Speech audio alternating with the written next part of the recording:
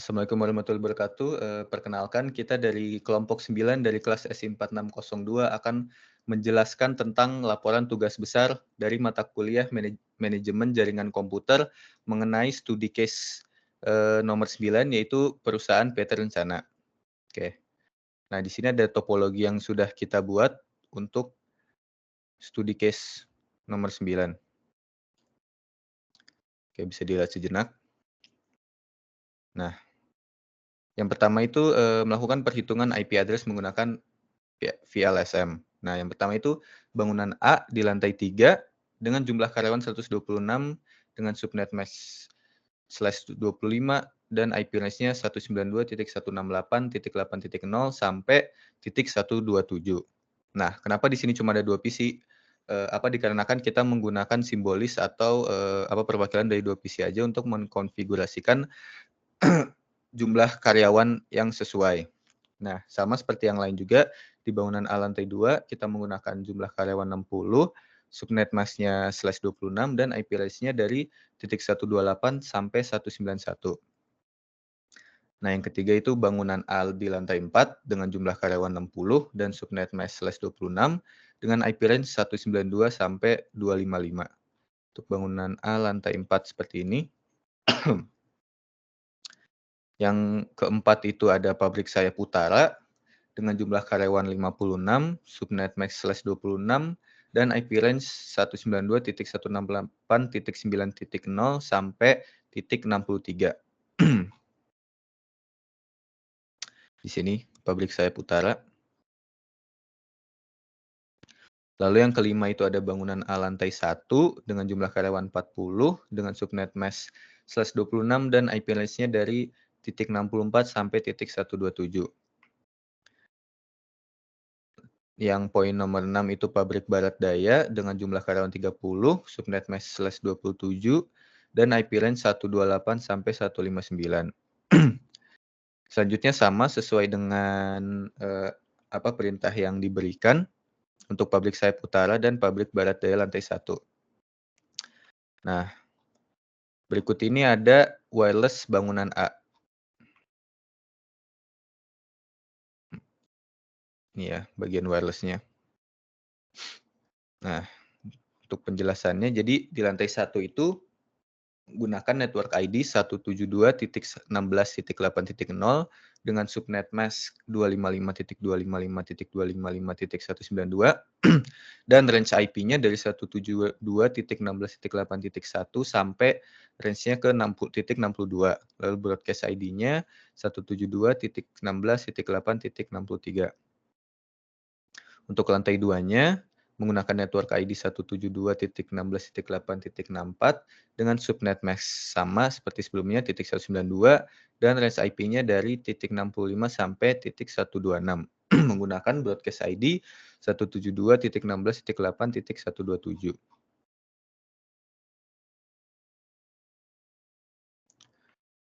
Oke, mungkin saya akan persingkat saja untuk waktu, untuk lantai 3 network ID-nya 172.16.8.128, subnet mask-nya masih sama, range IP-nya dari .129 sampai 190. Broadcast ID-nya, .191. Untuk lantai 4 bisa dilihat. Dan di lantai 5 juga.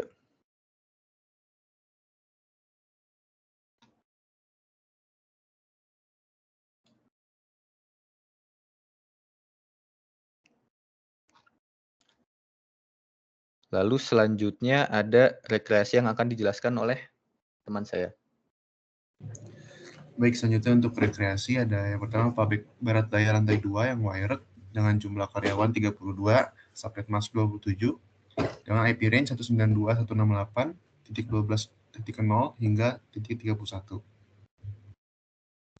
Lalu ada pabrik Barat Daya lantai 2 yang merupakan wireless dengan jumlah karyawan 29, subnet mask 27, dengan IP range 192.168.12.32 hingga .63.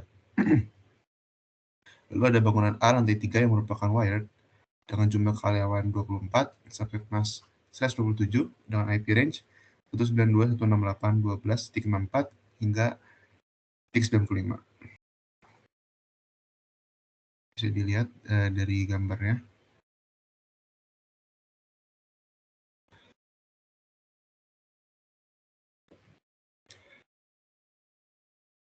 Baik, itu selanjutnya akan dijelaskan oleh teman saya. Baik, selanjutnya akan dijelaskan oleh saya. Selanjutnya itu adalah untuk menambahkan IP pada interface di setiap routernya. Di sini bisa dilihat di setiap router itu kita memasukkan interface Ethernet dan kita juga masukkan encapsulation dan IP address yang sudah tertera pada di atas tadi. Yang pertama itu kita masukkan interface-nya pada bangunan A yang terdiri dari Fast Ethernet 10 sampai Fast Ethernet 333. Dan selanjutnya itu kami memasukkan ke router utama yang di pabrik sayap utara. Turun lagi. Nah, yang di pabrik sayap utara ini sama juga kita masukkan interface Fast Ethernet, tapi di sini kita tidak masukkan nomor IP address. Untuk duplex-nya auto dan speed-nya juga auto. Untuk interface Fast Ethernet-nya itu dari 10 sampai ke sebentar. 1/0. Bisa sampai 11. Dan untuk selanjutnya ada interface serial juga 12/0 sampai 13/0. Untuk router yang selanjutnya itu ada router pabrik barat daya, di mana router pabrik barat daya ini bisa dilihat interface Fast Ethernet-nya itu dari 10 sampai 223.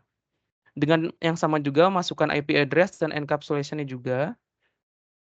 Untuk yang selanjutnya setelah interface Fast Ethernet 0 sampai 223 itu ada interface Fast Ethernet 1/0.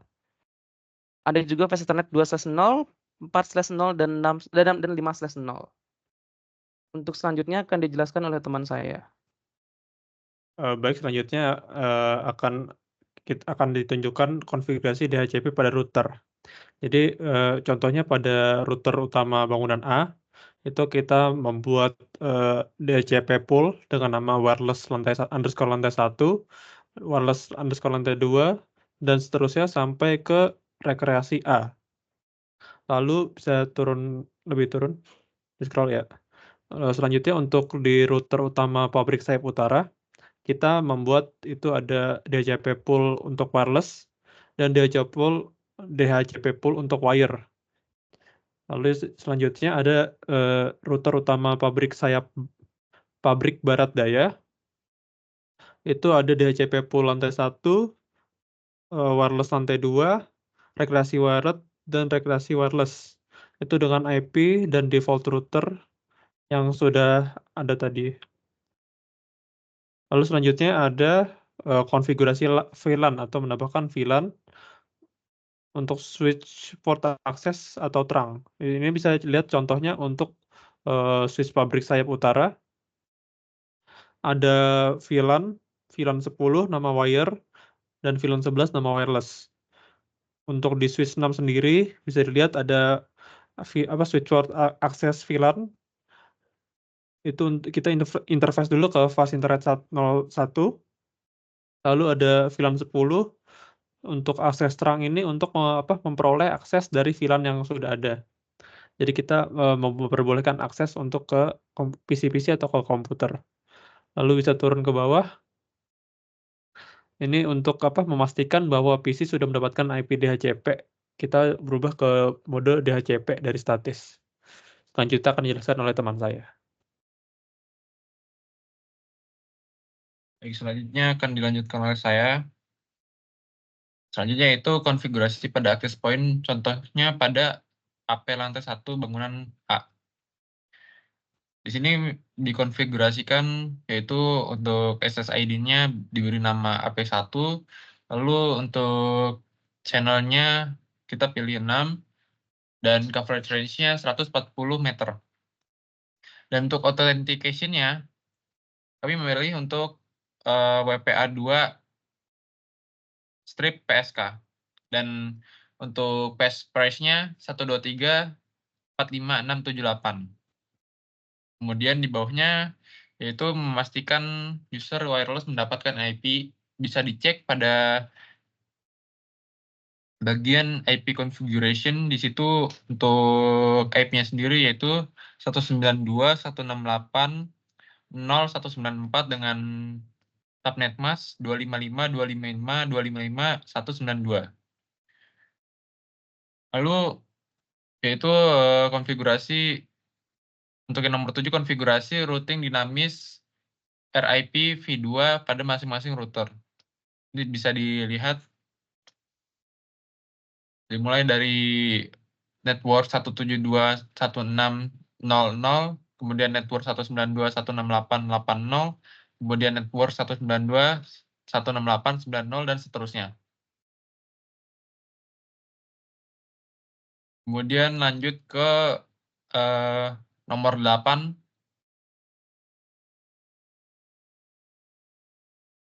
Nah, di sini pengujian ping antar lantai, dan seperti yang bisa dilihat ping antar lantai dinyatakan status terakhirnya successful atau berhasil, dan ping antar bangunannya